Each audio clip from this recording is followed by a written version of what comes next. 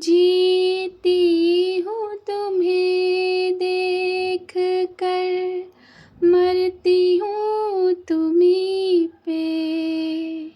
तुम हो जहाँ साजन मेरी, दुनिया है वहीं पे।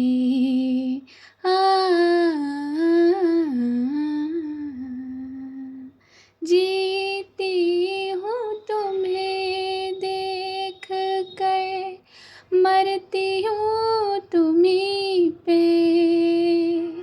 तुम हो जहाँ साजन मेरी, दुनिया है वहीं पे। दिन रात दुआ मांगे मेरा मन तेरे वास्ते। दिन रात दुआ मांगे मेरा मन तेरे वास्ते। कभी अपनी उम्मीदों का कहीं फूल ना मुरझाए। अखियों के झरोखों से मैंने देखा जो सांवरे। अखियों के झरोखों से मैंने देखा जो सांवरे। तुम दूर नजर आए, बड़ी दूर नजर आए। नमस्कार, कैसे हैं आप सभी? दुआ और उम्मीद दोनों हैं कि आप सभी बहुत अच्छे होंगे। तो बहुत बहुत स्वागत है आपका, वेलकम, खुशामदीद to my channel R only love. ये एक रिक्वेस्टेड सॉन्ग था जिनकी माता श्री ये सॉन्ग गुनगुनाया करती थी। तो आई होप कि मैं उनकी माता श्री के 10% तक भी पहुंची हूँ। तो आइए फटाफट से एक छोटा सा रीकैप ले लेते हैं। गीतिका पहुंची थी अपनी फ़्लाइट लैंड हो जाने के बाद एक घर पे। वो घर किसी और का नहीं, हमारी पांडा का ही था, जहाँ पांडे साहब और उनकी मिसेस थी। गीतिका ने अपने दिल की बात रखी थी और सच रखी थी, लेकिन पांडे साहब ने गीतिका को बाहर का रास्ता दिखा दिया था। वहीं पांडा भी अपने बेस पहुंची थी। बेस से अपने क्लब से वो फेवरेट रेस्टोरेंट गई थी, जहाँ उन्होंने सुफ्ता और रोगन जोश का लुत्फ़ उठाया था। उसके बाद गौरव महाशय का कॉल आया था। गौरव महाशय से बात कर लेते समय ही जो पांडा है वो निकल गई थी गिरधारी जी के पास। गिरधारी जी थोड़ा सा इमोशनल हो गए थे पांडा को देखकर, तो बच्चे भी इमोशनल हुए थे। बच्चों के लिए जो भी चीज़ें थी वो पांडा उन्हें सौंप चुकी थी। वहाँ गीतिका भी अब अपनी वापसी की फ़्लाइट पकड़ चुकी थी। तो बस यही रिकैप था। आप क्या चाहते हैं रिकैप में ही सारी स्टोरी सुन लें? नहीं, उसके लिए आगे चलते हैं ना। बस रवि जी अब घर चलिए, थक गई हूँ मैं बहुत ज़्यादा। अपनी गर्दन को स्ट्रेच करते हुए, अपनी सर को पीछे झुकाते हुए पांडा ने रवि से कहा था। रवि ने फट से दरवाज़ा खोल दिया था पांडा के लिए, और पांडा ने वही बात दोहराई थी, मत किया कीजिए, ये मैं खुद कर सकती हूँ। और रवि ने सिर्फ मुस्कुराकर अपनी गर्दन को नीचे झुका दिया। पांडा अपनी सीट पर बैठ चुकी थी। रवि साहब जल्दी से ड्राइविंग सीट पकड़ चुके थे और स्टीयरिंग मर्सी की बड़े प्यार से घुमा दी थी, और बस निकल पड़े थे घर के लिए। वहाँ गीतिका की फ़्लाइट ऑलमोस्ट अपने शहर, उसके खुद के, लैंड होने वाली थी। थोड़ी ही देर में उसने सारी फॉर्मेलिटी जो थी कागज़ों की, पत्रों की, वो पूरी कर ली थी, और वो एयरपोर्ट परिसर से बाहर आकर टैक्सी ले चुकी थी। क्या करूँ, घर जाऊँ? नहीं, पहले ऑफ़िस जाती हूँ, देखूँ तो सही क्या चल रहा है और क्या नहीं। ये कहकर गीतिका ने अपना दिल बदला, और दिल बदलते ही उसकी टैक्सी की चाल बदली, जो उसके ऑफ़िस के एड्रेस की तरफ हो गई। कितना टाइम लगेगा रवि साहब? बस थोड़ी देर में पहुंचने वाले हैं। ये कहते हुए पांडा ने ज़रा अपनी बुक खोल ली थी। अपने लेफ़्ट पैर पर अपने सीधे पैर को वो आज चढ़ाने में कामयाब हो गई थी। बुक के पन्ने पलटते हुए वो बाहर खिड़की की तरफ भी देख रही थी, जहाँ बच्चे खेल रहे थे। एक पार्क था जो इस पतली सी सड़क के बगल में ही था। बच्चों के चेहरे की खुशी उसके दिल को सुकून दे रही थी। बस यही देखते हुए कुछ और फील करती कि रवि साहब ने मर्सी को ज़रा आगे बढ़ा दिया और पांडा ने अपनी आँखों को अपनी किताब में कर लिया। किताब में करते ही उसने पन्ने को पलट सा दिया। गीतिका की टैक्सी उसके ऑफिस के आगे आगे रुक गई थी। वो फट से अपने कैबिन की तरफ बढ़ी थी। बीच में मिलने वाले लोगों ने इसे हाय हेलो कहा था। कैबिन जैसे ही खोला तो अनु उसमें कुछ वर्क कर रही थी। ओह, तो मैडम का ऑफिस टाइम अब शुरू हुआ है। घुसते ही गीतिका के टोंट मारा था अनु ने। तू नहीं सुधरने वाली ना। मैं चाहे पहला कदम लूँ अपने ऑफिस का या फिर बीच का या फिर आखिरी का, तुझे टोंट करना ही करना है। तो क्या करूँ, तेरी पूजा करूँ? हाँ, तुझे कॉल करो तेरा कॉल नहीं लगता, तुझसे बात करने की कोशिश करो तेरे से बात नहीं होती। अरे बाबा, मैं एक ज़रूरी काम से गई थी, हो सकता है इसकी वजह से कॉल ना लग रहा हो। अच्छा आप बस भी ना, ये मुंह फुलाना तो बंद कर। गीतिका ने जाकर अनु के दोनों गाल खींच दिए थे। पांडा ने बुक से हल्का सा ध्यान हटाकर अपने सेल फोन पर लगाया। No messages, no calls. लगता है ब्रेनलेस को डोज देना ही पड़ेगा। कहाँ हैं आप, ये लिख कर सेंड कर दिया था पांडा ने। जैसे ही गीतिका ने अपना फ़ोन निकाल कर टेबल पर रखा अनु के सामने, स्क्रीन जगमगा गई। पॉपअप आ गया जिस पर साफ साफ लिखा था एरोगेंट। स्क्वाड लीडर को एरोगेंट कहती है ना ये, बट स्क्वाड लीडर का मैसेज इसके पास क्यों आएगा? तो जब उसके फ़ोन पर नोटिफिकेशन हुई तो उसका रुख भी पलटा था अपनी जैकेट को टांगते वक्त। वो मेरा फ़ोन बजा क्या? ये कह कर गीतिका ने अपना फ़ोन उठाया। एक सेकंड, तू कुछ छुपा रही है क्या? मैं तुझसे क्या छिपाऊंगी? नहीं ये एरोगेंट तो तू स्क्वाड लीडर को कहती है ना। अपनी आँखों को नैरो करके बड़े सस्पिशियस अंदाज से सवाल कर रही थी अनु। नहीं, क्यों? दुनिया में सिर्फ वही एरोगेंट बची है क्या, और कोई नहीं है? पता नहीं, लेकिन तेरी दुनिया में तो इकलौती एरोगेंट वही है। तुझे स्क्वाड लीडर ने मैसेज किया? लेकिन क्यों? तू पागल हो गई है अनु, ज़्यादा काम कर लिया है क्या तूने? तेरे दिमाग में हैंगओवर चढ़ गया है। वो मुझे क्यों मैसेज करेंगी? क्यों नहीं कर सकती? तू उनके साथ रहती है ना अभी। एक बात बता, तू उनके साथ रहती है इतने दिन से, अभी भी तूने एरोगेंट ही लिखा हुआ है? हाँ तो वो एरोगेंट है तो एरोगेंट ही लिखूँगी ना। गीतिका ने शब्द चुराने चाहे थे। ओह देखा, तूने एक्सेप्ट किया कि ये वही है। पता क्या मैसेज है? अरे बाबा ये वो नहीं है। ये वो नहीं है अनु। इतने में सूरज ने अपने कदम जल्दी जल्दी गीतिका के कैबिन में कर दिए थे। गीतिका ने एक लंबी राहत की सांस ली। ये चुड़ैल पीछे पड़ ही जाती है, जोक की तरह तो पड़ ही जाती है। जोक भी एक बार खून चूस कर छोड़ देती है, लेकिन ये बचा लिया सूरज तुमने। ये अपने मन में थैंक यू कह ही रही थी गीतिका कि सूरज ने भी एक सवाल दागा। तू कहाँ थी? मैं तुझे कब से कॉल कर रहा हूँ। अरे बाबा, फ़ोन वो नेटवर्क चला गया था ना। नहीं, ऐसा कौन सा काम है कि तू इतनी देर से गायब है? और मालूम है तुझे हमें अपना ये मिशन कंप्लीट करना है। तो कंप्लीट हो तो गया ना, मैंने तुम्हें सब कुछ भेज दिया था रात को ही।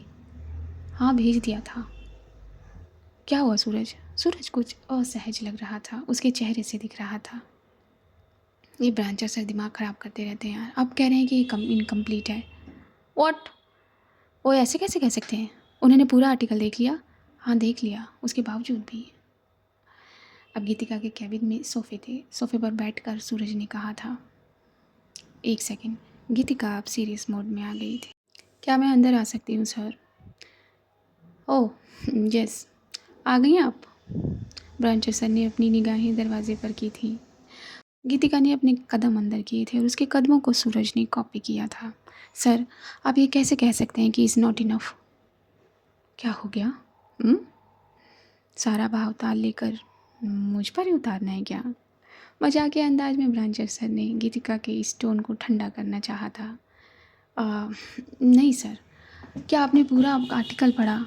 आपने देखा किस तरीके से उन फैमिलीज़ को, उन बच्चों को स्ट्रगल करना पड़ रहा है एक एक चीज़ के लिए। जानता हूँ मैं गीतू, लेकिन यही ऑप्शन उठाया जाएगा ना, ये खबर कितनी सच्ची है और कितनी नहीं। क्या मतलब है? हम इतना, अगर झूठ किसी को फैलाना भी होगा सर तो इतना कैसे फैला लेगा? क्यों? जिस खबर के अपोजिट तुम और तुम्हारी टीम काम कर रही है, क्या वो इतनी दूर तक नहीं फैला हुआ है? ब्रांचर सर की बात भी तो ठीक ही थी। थोड़ी देर खामोश हुई थी गीतिका। सर, एक सेकेंड। उसने अपने मैकबुक को खोलकर अपना वाला जो फ़ोल्डर था वो खोला था और अपने वाले फ़ोल्डर को सामने कर दिया था ब्रांचर सर के।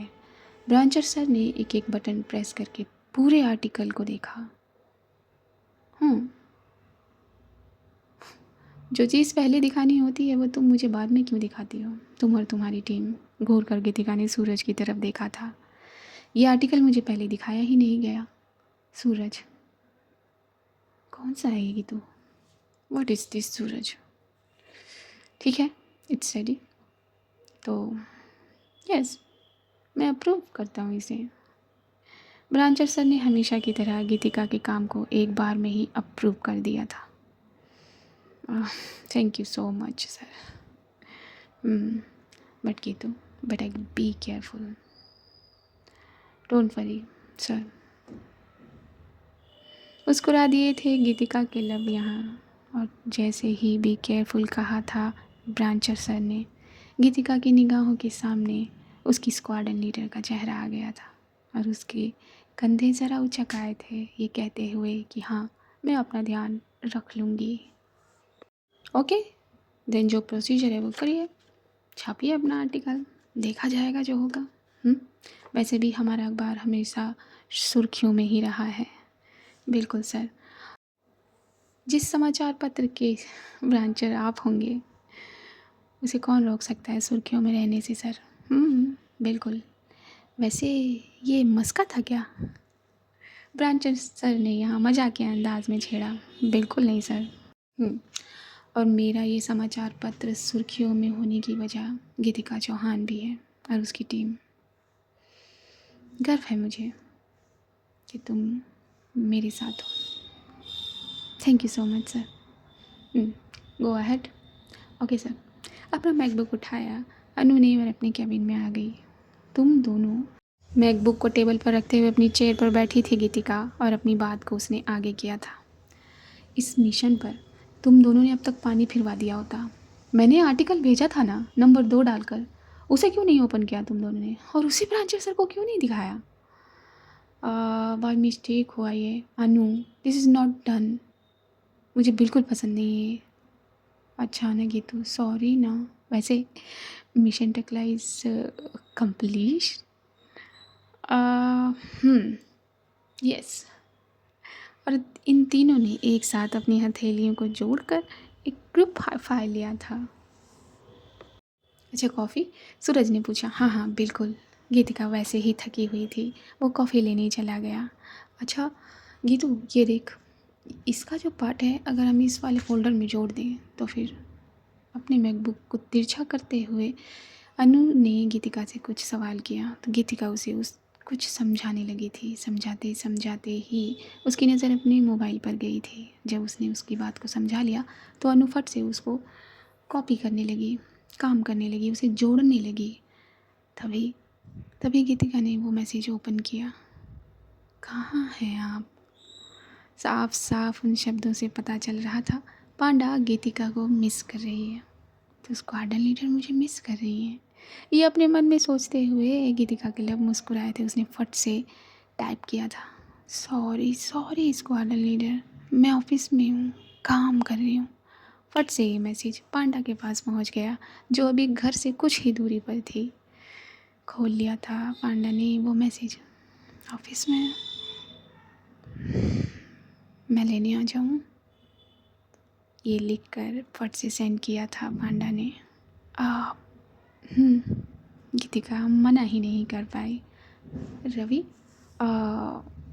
जर्नलिस्ट के ऑफिस की तरफ मर्सी को मोड़ लीजिए, ठीक है? जी जी कल्पना जी। ये कहते हुए मर्सी को वापस से मोड़ा था रवि ने। आप कल्पना जी नहीं छोड़ेंगे? बिल्कुल नहीं। हाँ, मैं कैसे भूल गई, मैडम से कल्पना जी आने में इतना वक्त लगा है, अब इस कल्पना जी को कल्पना करने में। ना जाने कितना वक्त लेंगे आप। वैसे हमारी नन्ही परी ठीक है? जी बिल्कुल ठीक है। 2 दिन पहले तबीयत बिगड़ गई थी। क्यों? क्या हो गया था? वो निमोनिया हो गया था। बच्चों को ज़रा संभाल कर रखा करिए। निमोनिया उनका ज़ाती दुश्मन है। इसी तरह बातें करते करते मर्सी जाकर गीतिका के ऑफिस के बाहर रुक गई थी। ऑफिस में लगभग सभी लोग अपने अपने घर निकल गए थे। अनु निकल गई थी क्योंकि घर से उसे अर्जेंट कॉल आ गया था। सूरज और गीतिका बस निकलने ही वाले थे कि गीतिका की निगाहें मर्सी पर पड़ गई थी। सूरज, तू जा रहा है ना? हाँ, मैं तुझे छोड़ते हुए चलता हूँ ना। नहीं नहीं, तू जा, मैं चली जाऊँगी। कैसे चली जाएगी तू? सूरज की निगाहें अब इधर उधर नहीं घूम रही थी। ये जो लड़कियां होती हैं ना, ये तेज तर्रार होती हैं। अगर सूरज की जगह अनु होती तो पक्का मर्सी को देख चुकी होती। अब इसे तेज तर्रारी कह लीजिए या फिर चापलीपना कह लीजिए, तो सूरज में वो सब नहीं था। ठीक है, तो टैक्सी लेकर क्यों जाएगी लेकिन अनु? मैं चल रहा हूँ ना। अरे बाबा तू जाना, तुझे जल्दी भी तो आना है सुबह। अरे हाँ यार, ओके। वैसे भी कल मैं क्यों आऊँगा कल? गीतू, कल सबकी छुट्टी है यार। अच्छा ठीक है, मैं भी आ जाती हूँ। ओके, हाँ ठीक है। ये कहकर सूरज निकल जाता है और धीरे धीरे कदम लिए गीतिका मर्सी की तरफ बढ़ती है।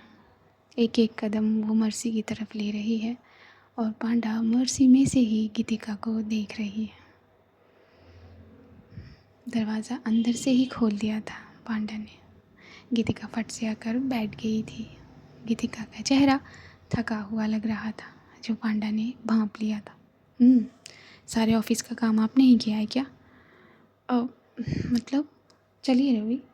अपनी गर्दन से और अपने दाहिने हाथ से इशारा किया था पांडा ने रवि को चल देने का, और अपना रुख पूरा का पूरा मोड़ लिया था गीतिका पर। मतलब मतलब ये कितना थकी हुई लग रही है। क्या हुआ? ज़्यादा काम करा है ब्रेनलेस से? ये कहते हुए पांडा ने गीतिका के हाथ को छूना चाहा था। गीतिका ने अपना हाथ पीछे खींच लिया था और आंखों ही आंखों में इशारा किया था। किसकी तरफ? रवि साहब की तरफ। हाँ, तो क्या हुआ? रवि तो है, धीरे से कहा था पांडा ने। तो स्क्वाड्रन लीडर कंट्रोल। अच्छा, सुबह से आप बिजी हैं, सुबह से आपके पास वक्त नहीं है, और नाराज़ होने की बजाय मैं आपके पास आपके करीब आ रही हूँ तो आप कह रही कंट्रोल। जानती हैं इसका पनिशमेंट मैं आपको क्या दूँगी? क्या? आपको लगता है एक बुक भेंट में देनी पड़ेगी? चलिए, इस पर भी देते हैं, काम करते हैं। तभी गीतिका की निगाहें सीट पर पड़ी थी पिछली, जिस पर एक छोटा सा बॉक्स रह गया था गिफ्ट का। ये गिफ्ट बॉक्स यहाँ क्या कर रहा है? हाँ, कुछ नहीं, वो आज बच्चों से मिलने गए थे। स्क्वाड्रन लीडर आप अकेले चली गई? आपने मुझे क्यों नहीं बताया? कैसे बताती मैं आपको? आपके पास तो एक मैसेज करने का, एक कॉल करने का भी वक्त नहीं था। आप गीतिका ने फिर से इशारा किया था रवि की तरफ। रवि, आप भी गए थे? नहीं, मर्सी उड़ कर गई थी अपने आप, पांडा ने कहा और अपनी बुक खोल ली थी। जी, गए थे हम भी। तो आप लोगों ने बच्चों को गिफ्ट दिया? जी, रवि ने मुस्कुरा कर कहा। अपने होंठ ज़रा बाहर की तरफ खींच लिए थे गीतिका ने गिफ्ट का नाम सुनकर। ये सही है, सबको गिफ्ट बांटा जाता है और मुझसे लड़ाई की जाती है। आपको क्यों गिफ्ट चाहिए? अपनी बुक में आंखें गड़ाए ही बोल चुकी थी पांडा। आपको तो काम करना है, काम करिए। बच्चे मेरे हैं, मुझे देखते ही आकर सीने से लगा लेते हैं। आपकी तरह नहीं, सिर्फ काम में बिज़ी। तो मैं काम नहीं करूं? करिए करिए, किसने रोका है आपको? काम करिए। अच्छा, नाराज़ मुझे होना चाहिए और उल्टा आप नाराज़ हो रही हैं। अब अपनी बुक में से निगाहें हटाकर ज़रा अपनी गर्दन गीतिका पर कर दी थी पांडा ने। आपको नाराज़ होना चाहिए, और वो किस खुशी में? क्यों? आपने सभी बच्चों को गिफ्ट दिया, और मुझे, मेरा गिफ्ट कहाँ है? एक मासूम सा चेहरा बनाया था, एक क्यूट सा चेहरा बनाया था गीतिका ने, जिस पर आंखें ठहर गई थी पांडा की। एक तो इतनी देर बाद गीतिका उसके सामने है, ऊपर से टच नहीं करने दे रही, सोने पर सुहागा कि वो इस तरह का चेहरा बना रही है, होठों को बाहर निकालते हुए अपने गिफ्ट के लिए पूछ रही है, मुझे किसी से नहीं बात करनी। ये बहुत हल्के से बोलकर गीतिका ने अपना रुख बाहर की तरफ कर लिया था। दोनों कोहनियों को मोरसे की विंडो से सटाकर अपने हथेलियों पर अपनी चिन रखे वो बाहर की तरफ देखने लगी थी, जैसे एक छोटा बच्चा नाराज़ होकर अपना रुख मोड़ लिया करता है। बस गीतिका ने वही किया था। पांडा ने अपनी बुक को बंद किया था। इतने में रवि साहब ने मोरसी को रोक दिया था। पांडा ने देखा तो घर आ गया था। घर पहुंच गए? जी कल्पना जी, आपका ये कल्पना जी। चलिए मर्सी को अपनी जगह लगाइए। मर्सी से बाहर निकल आई थी पांडा। तब तक दूसरा डोर भी खुला था और उसी भाव के साथ गीतिका बाहर आ गई थी। रवि साहब को ज़रा आँखों से इशारा किया था पांडा ने, मर्सी को ध्यान से रखने का और मर्सी को दिखा लाने का उसके डॉक्टर के पास। जी मैं कल लेकर चला जाऊँगा। चाहिए, आराम करिए। पांडा ने रवि से ये कहा और अपने कदम घर की तरफ बढ़ा दिए। पलट कर देखा गीतिका को, जो चुपचाप अपना मुंह लटकाए आ रही थी। धीरे धीरे पांडा दरवाजे की तरफ पहुंच गई थी। उसने दरवाज़ा अनलॉक किया था और फिर अंदर आई थी। अपने चश्मे को इस खूबसूरत टेबल पर रखा था। गीतिका भी अपना चेहरा नीचे लिए अपने होठों को बाहर की तरफ किए अपनी भौं से कोड़े हुए अंदर की तरफ आ गई थी और बिना पांडा को देखे वो अंदर की तरफ बढ़ने लगी थी। पांडा ने मुस्कुराकर दरवाजे को बंद किया। गीतिका को भर लेना चाहा था अपनी बाहों में, तभी फ़ोन बज गया था और फ़ोन था अम्मा का। फ़ोन उठाया था पांडा ने और फ़ोन लेकर वो सोफ़े पर बैठ गई थी। गीतिका को देख रही थी पांडा अम्मा से बात करते वक्त, और गीतिका नीचे नीचे पांडा को देख रही थी। ये ना पता लगे कि वो उसे देख रही है। इस तरीके से उसने अपने बैग को वहीं टेबल के किनारे वाले स्टैंड पर रखा। वो चेंज करने चली गई थी। थोड़ी देर में वो चेंज करके जल्दी जल्दी आ भी गई तो देखा कि अभी भी पांडा अम्मा से कुछ सीरियस बातें कर रही है। उसने अपना पैर उठाया, मुंह भी धोरे हुए, और फिर हॉल के सोफ़े पर बैठकर वो अपने पैड में कुछ काम करने लगी थी। पांडा का फ़ोन कन्वर्जेशन अब ख़त्म हो गया था। फ़ोन उसने साइड पे रखा था। बेडरूम में ढूंढा था तो बेडरूम में नहीं थी गीतिका, क्योंकि बात करते करते पांडा अपने बेडरूम की विंडो पर चली गई थी। वापस पांडा के कदम हॉल में आए थे तो देखा था गीतिका मुंह फुलाए सोफे पर बैठकर अपने आईपैड पर कुछ काम कर रही है। पांडा धीरे धीरे गीतिका के पास गई और उसके सामने खड़ी हो गई। गीतिका ने उसे देखा ही नहीं। ये अच्छा है, लोग दिन भर बिज़ी रहते हैं, एक मैसेज करने का भी वक्त नहीं, और फिर खुद ही इतने बड़े बड़े गाल फुलाकर नीचे गिरा लेते हैं। वो कटहल होता है ना, किस तरह से अपने गाल फुलाए नीचे खड़ा रहता है पेड़ पर, बस उसी तरीके से अपने होठों को तिरछा करते हुए दूसरी तरफ रुख कर लिया था गीतिका ने। तभी पांडा हल्का सा झुकी थी। उसकी नोज़ और उसके लिप्स वो गीतिका के राइट गाल पर ले गई थी। बस कुछ इंचेस की दूरी पर उसने रोक दिया था। नोज़ की वो गर्म सांसें गीतिका के गाल पर पड़ रही थी। गीतिका की सांसें तेज हो रही थी। वो गर्म सांसें महसूस करके बेचैनी हो रही थी, दिल की धड़कन बढ़ रही थी, एक सिहरन पैदा हो रही थी। वो गले लगा लेना चाहती थी पांडा को, लेकिन अपनी इस नाराज़गी में डूबी हुई थी। तभी पांडा ने अपने होठों को ऊपर उठाकर गीतिका के गालों पर किस कर लिया था। उसका राइट गाल चूम लिया था। जो सिहरन बस उठ ही रही थी, उसने तूफ़ान पकड़ लिया था गीतिका के मन में। उसने उस तूफ़ान को ज़रा झटकना चाहा और बस अपने रुख को दूसरी तरफ कर दिया। ये देखकर पांडा मुस्कुरा दी थी। उसने वही चीज़ दूसरी साइड वाले गाल पर की। एक अजीब सा सेंसेशन हुआ था गीतिका की बॉडी में। उसने आंखें बंद करके अपने कंधे उचकाए और इस तूफ़ान को ज़रा समाना चाहा था अपने अंदर, लेकिन पांडा के लब छुए और वो तूफ़ान थम जाए। नहीं, ये नहीं हो सकता। गीतिका ने अपनी गर्दन नीचे झुका ली, अपनी चिन को अपनी चेस्ट में धंसा लिया।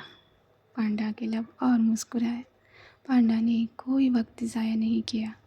अपने हाथों में उसने गीतिका को उठा लिया, अपनी गोद में उठा लिया। आईपैड धीरे से सरक कर सोफे पर गिर गया। स्क्वाड्रन लीडर, आपके कंधे में कुछ नहीं होगा। ये कहते हुए दोनों की निगाहें एक दूजे में बंधी थी, सांसें बंधी थी और पांडा अपने कदम अंदर की तरफ ले जाने लगी थी। अभी तक गीतिका ने पांडा की गर्दन को थामा नहीं था। तभी पांडा के लबों ने हल्के से कहा, आप नहीं कहेंगी, अब नहीं चिल्लाएंगे आप कि छोड़ो, मुझे छोड़ो एरोगेंट लेडी। जैसे ही पांडा के लबों ने ये कहा, गीतिका ने अपनी दोनों बाहें पांडा की गर्दन में डाल दी। नहीं, अब कभी नहीं कहूँगी, कभी भी नहीं, और कहूँ भी तो भी मत छोड़ना। बिल्कुल नहीं ब्रेनलेस, बिल्कुल नहीं। ये कहते हुए वो अपने बेड पर पहुंच गई थी। उसने धीरे से गीतिका को बेड पर लिटाया, जिससे वो की चेन ज़रा नीचे आ गई, हवा में लटकने लगी। इन दोनों के बीच में जो जगह थी उसमें दोनों की निगाहों ने एक साथ उसकी चेन को देखा और फिर एक दूसरे को देखा। आपको गिफ्ट चाहिए था ना? चाहिए। इसे खोलिए। पांडा का इशारा उसकी चेन के पेंडेंट पर था। इसे क्यों? ब्रेनलेस, खोलिए। गीतिका ने खोला और खोलते ही उसकी आंखों में आंसू और लबों पर मुस्कान आ गई। यही है आपका गिफ्ट, और इससे बड़ा गिफ्ट चाहिए आपको? नहीं। ये कहते हुए गीतिका ने फट से अपने ऊपर खींच लिया था पांडा को। I love you squadron leader, I love you. Brainless. और ये दोनों एक दूसरे से सिमट आए थे। तो आज के इस भाग में इतना ही। अब जानेंगे, बूझेंगे अगले भाग में। नहीं, बूझ आप पहले से ही सकते हो ये क्या है क्या नहीं है, लेकिन जानेंगे तो हम अगले ही भाग में। तब तक के लिए क्या करें, मुस्कुराते रहिए, और क्या करेंगे। खो तो गए हैं यहाँ पहले, ढूंढिए अपने आप को, ज़रा तलाशिए। नहीं, मैं आज आपको बाहर नहीं निकालूंगी। जहाँ खोए हो वहीं खोए रहो। ओह, मैं थक गई। हाँ, स्किप करने की ज़रूरत नहीं है। अपना ख्याल रखिए, अपने पेरेंट्स का ख्याल रखिए, दुआएं करते रहिए। दुआ करिए अपने पेरेंट्स के लिए, दुआ करिए सामने वाले के पेरेंट्स के लिए, दुआ करिए इंसानियत के लिए, दुआ करिए नीडी चिल्ड्रंस के लिए, दुआ करिए हर उस प्रेग्नेंट लेडी के लिए जो अपने अंदर एक नन्ही जान को सींच रही है, उसे वजूद देने की कगार पर है। दुआ करिए हर उस फीलिंग को वो बचाए रखें। बस इसी तरह मुस्कुराते रहिए। मैं आप सभी से लूँगी अभी इजाज़त, क्योंकि थक गई हूँ ना मैं। नमस्कार।